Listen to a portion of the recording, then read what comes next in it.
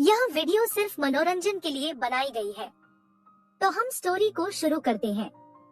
मेरा नाम ममता है, मैं चंडीगढ़ की रहने वाली हूँ। दरअसल मेरी शादी करीब 1 साल पहले मोहित के साथ हुई थी। मोहित शादी के बाद ही विदेश चला गया। हर लड़की अपने पति के साथ सुहागरात मनाती है, लेकिन मेरी जिंदगी में ऐसा कुछ भी नहीं था। मुझे यह बताया गया कि मोहित की अच्छी कंपनी में जॉब लगी है, इसलिए आज उसको जाना है। जिसके बाद में अपने ससुराल और मायके के बीच रह गई। मेरी शादी के अरमान भी पूरे नहीं हुए थे। मैं एक एक दिन काट रही थी। मैं जानती हूँ, मैंने तो यह सोच लिया था कि मुझे पति का प्यार नसीब ही नहीं है। बस यह लगता था कि मेरी लाइफ में पैसे ऐस आराम बहुत है, लेकिन जो चीज एक लड़की को जिंदगी में चाहिए वह नहीं है। पति के दूर जाने का दर्द मैंने करीब 1 साल तक सहन किया, लेकिन बाद में मैं धीरे धीरे अपने ससुर के साथ खुश थी। मेरे ससुर की उम्र करीब 45 साल है और ससुर शरीर से बहुत मजबूत है। एक रात करीब 10 बजे में अपने कमरे में सोने जा रही थी, तभी अचानक मेरी नजर अपने ससुर के कमरे में गई। ससुर और सास रोमांस कर रहे थे। सास के साथ ससुर बहुत तेजी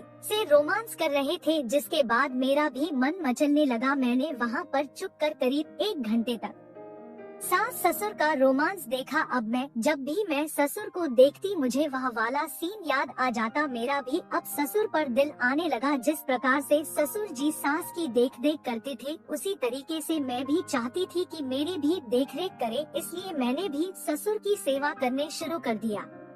2-3 दिन बीते थे। मैं बाथरूम से नहाकर निकल रही थी तो सामने ससुर जी आ गए। डर के मारे हाथ से साड़ी का पल्लू छूट गया और मेरा पूरा शरीर देखने लगा। मैं शर्मा कर अपने कमरे में चली गई। फिर कुछ देर बाद किचन में जाकर खाना बनाने लगी। उसे दिन में ससुर जी के सामने ही नहीं गई, लेकिन अब ससुर जी में काफी बदलाव दिख रहा था। तो मुझे यह एहसास हो रहा था उनके मन में भी वही चल रहा था जो मेरे मन में चल रहा है। वह मंदिर जाते, बहुत पूजा पाठ करते, मंदिर टोटके अपनाते और रोज रोज अपने हाथ से मुझे केला खिलाते। मैं कुछ समझ नहीं पा रही थी मेरी लाइफ में क्या चल रहा है। एक दिन में ससुर के कमरे में जाकर पैर दबा रही थी। धीरे धीरे ससुर के अरमान जागने लगे। उन्होंने मेरी नियत को पहचान लिया था। ससुर जी के पैर दबाते वक्त अपनी साड़ी का पल्लू सरका देती, जिसके कारण ससुर आराम से दर्शन करते थे। ससुर जी एक दिन बाथरूम में नहा रहे थे।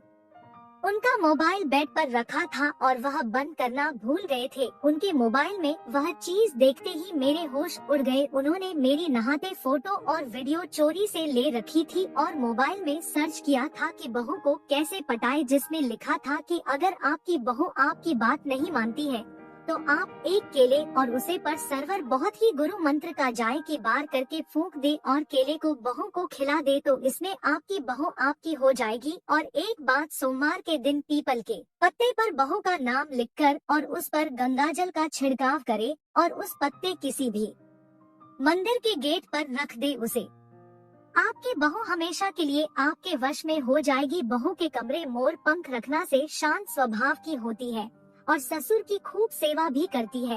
अब ऐसे टोटके वह दिन भर पढ़कर उसे फॉलो भी करते। अब मैं ससुर जी की मानसिकता समझ चुकी थी। मुझे अब यह लग रहा था कि मेरी लाइफ में जो चल रहा है कहीं ससुर जी की टोटके का तो असर नहीं है, क्योंकि मेरे दिमाग में बहुत सारी बातें चल रही थी। कुछ दिन बाद अचानक सास को किसी काम से रिश्तेदारी में जाना था। मैं और ससुर जब घर में अकेले थे, दोपहर में सास के जाने पर खाना खाने के बाद दोनों अपने अपने कमरों में जाकर लेट गए, लेकिन मेरे अरमान ठंडे नहीं हुए थे। मुझे लगातार ससुर जी के सपने आ रही थे। रात का खाना खाने के बाद ससुर जी गुड नाइट बोला और अपने कमरे में सोने के लिए चले गए। मैं भी घर का काम किया और सोने की तैयारी कर रही थी। अचानक याद आएगी ससुर जी ने अपनी दवाई नहीं ली, जिसके बाद मैं ससुर जी की दवाई लेकर उनके कमरे में चली गई। जैसे मैंने दरवाजा खोला तो ससुर जी बेड पर सो रहे थे और उनको नींद आ रही थी। मैंने ससुर जी का हाथ पर हाथ रखते हुए कहा कि ससुर जी आपने दवाई नहीं ली, दवाई ले लो। इतना बोलते ही ससुर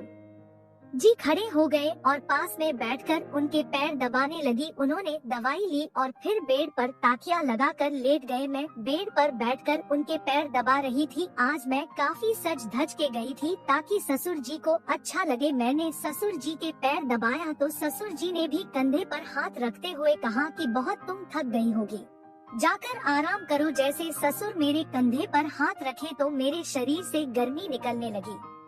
मैंने ससुर के पैर दबाते हुए थोड़ा और ऊपर तक पहुंच गई। ससुर जी ने मेरी कमर पर हाथ रखा तो मुझे कुछ ऐसा लगा अब तो ससुर जी और मेरे बीच बहुत कम दूरी हो रही थी। धीरे धीरे मैं ससुर जी के पैर दबाते ऊपर बढ़ रही थी। फिर मैंने कहा कि ससुर जी मुझे ऊपर के कमरे में अकेले नींद नहीं आ रही है तो मैं थोड़ी देर आपके पैर दबा देती हूँ। मैं धीरे धीरे पैर दबा रही थी। ससुर जी मुझे देखकर बातें कर रहे थे, बोल रहे थे, वह तुमको आज मैं एक राज की बात बताता हूँ। मुझे बहुत दुख हो रहा है कि तुम्हारा पति तुम्हारे साथ नहीं, इसमें सबसे बड़ी मेरी गलती है। बहू मुझे प्लीज माफ कर देना। मैं बोली पापा जी इसमें आपकी क्या गलती है। मोहित नौकरी तो करने गए, वैसे भी आजकल अच्छी नौकरी बड़ी मुश्किल से मिलती है। एक बार वह सेट हो जाएंगे फिर पूरा परिवार सुधर जाएगा, उसके बाद हम सब साथ में रहेंगे। इतना सब सुनने के बाद ससुर जी रोने लगे। बस यह कह रहे थे बेटी हमें माफ कर देना। मैं उनसे बोली आखिर बात क्या, पूरी बात तो बताइए। वह अपने आंसू को पूछे और कहने लगे मोहित को शादी के बाद कोई नौकरी नहीं मिली थी, उसको यहाँ से हटा दिया गया था ताकि उसका राज कोई न जाने। मेरा एक बेटा था और मैं चाहता था कि उसकी शादी हो, इसलिए वह तुमसे शादी हो गई। मैं बोली कौन सी राज की बात थी। तब बोले मोहित नहीं लड़का है ना ही लड़की। यह बात उनके मुंह से सुनकर मेरे तो हंसी उड़ गई। मेरे सारे सपने ख्वाब बनकर रह गए। मेरा पूरा शरीर पत्थर बन चुका था। वह बोली पुष्पा तुम चिंता मत करो, तुमको किसी चीज की कमी नहीं होने देंगे, कोई भी जरूरत होगी मैं पूरा करूँगा। इतना बड़ा बंगला, जमीन जायदाद सब तुम्हारे नाम हो जाएगा। मुझे ससुर जी कोई भी बात अच्छी नहीं लग रही थी। मैं इस वक्त अपने कमरे में आ गई और रोने लगी। अगली सुबह मैंने अपनी माँ से सारी बातें बताई। तब मेरी माँ की बातें सुनकर और भी रोना आने लगा। अब यह सोच रही थी खुद को ही खत्म कर लूँ। मेरी माँ बोल रही थी बेटी दामाद जी के बारे में तो हम लोग पहले से ही पता था, माफ करना बेटी शादी से पहले तुमको सब नहीं बताया गया था। तुम परेशान मत हो, अपने ससुर जी की हर बात मान लो, बहुत अच्छे हैं। दोस्तों मेरे ससुर मेरी शादी के बदले मेरी घर वालों को बहुत सारा धन दौलत दिया था। मैं बहुत गरीब परिवार से थी लेकिन मेरे ससुर इतना पैसा दिया कि मेरे भाई बहन माँ बाप अच्छा घर बनवाकर खुशी रह रही थे। जब यह सब देखकर मुझे समझ नहीं आ रहा था कि अब क्या करूं। अंतिम मुझे लगा कि मेरी कुर्बानी से मेरे घर की गरीबी मिट्टी मिल जाएगी। मेरे पति भी घर आ गए, बहुत ही अच्छे दिल के इंसान थे। मेरे पति मेरी मजबूरी को समझते थे कि यह एक लड़की है, इसको भी कुछ जरूरत होती होगी, इसलिए वह मुझे किसी भी चीज के लिए मना नहीं करते थे। वह खुद कहता थे कि जाओ पापा जी का पैर दबाओ और ससुर जी का पैर में पूरी रात दबाती थी। अब मुझे उनका पैर दबाने में अच्छा लगा। मुझे पति कमी का एहसास बिल्कुल नहीं हो रहा था। मेरा जब मन करता था तभी पैर दबाने लगती थी। एक दिन ससुर जी का मन अच्छा सवारी करने का था तो वह बोले आज फार्म हाउस पर चलते हैं, मुझे अच्छा सवारी करना है। मैं तो जानती थी कि ससुर तो पुराने खिलाड़ी हैं। घोड़ा तब तक दौड़ता रहा जब तक घोड़ा तक नहीं गया। करीब 2 घंटे बाद ससुर जी घोड़ा रुका तो मेरा शरीर बिल्कुल टूटा हुआ हो चुका था और मैं ससुर के नीचे सो गया। अचानक फिर से आँख खुली तो ससुर जी घोड़ा फिर तैयार था तो मेरे ऊपर फिर से बैठकर सवारी करना शुरू कर दी और ससुर जी ने पूरा साथ दिया। करीब 1 घंटे के तेज रफ्तार घुड़सवारी चलती रही।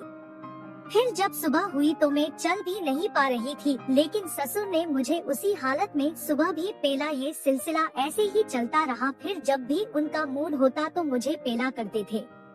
यह कहानी काल्पनिक है, इसका वास्तविक जीवन से कोई संबंध नहीं है। कहानी का उद्देश्य सिर्फ एंटरटेनमेंट करना है।